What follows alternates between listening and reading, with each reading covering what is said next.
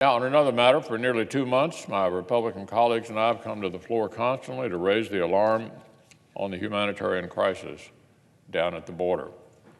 Record numbers of migrants have pressed upon the U.S.-Mexico border, including never-before-seen numbers of families and unaccompanied children.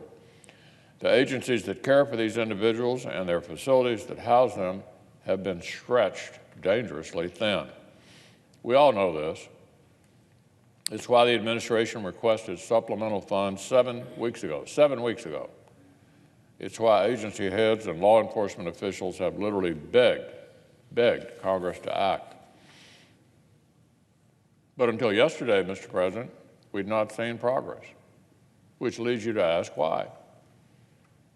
Because, stop me if this sounds familiar, the Democratic House of Representatives has been more interested in denying this White House whatever it asked for, however necessary it might be, simply because it was this White House that was asking for it.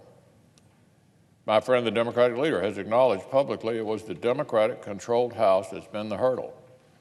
One House Democrat from a border state has likewise admitted its left flank of its own conference has been the stumbling block.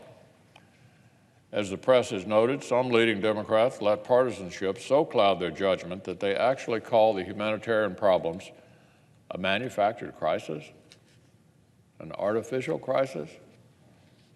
Really? Well, these 7 weeks of wasted time have made two things abundantly clear. Partisanship doesn't change the facts, and the resistance doesn't pay the bills. The House Democrats have failed to get their act together, so now the Senate is going to move forward. Yesterday, thanks to the leadership of Chairman Shelby and Senator Leahy, the Appropriations Committee approved a significant funding measure by an overwhelming vote of 30 to 1. 30 to 1.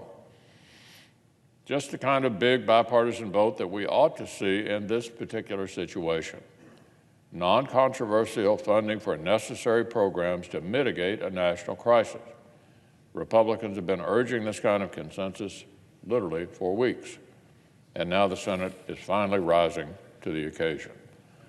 We need to vote on this legislation before we recess at the end of the month. The Senate should not let even more time slip by without addressing this crisis head on. And if we receive the same kind of bipartisan cooperation that was signaled in the committee vote yesterday, we won't have to.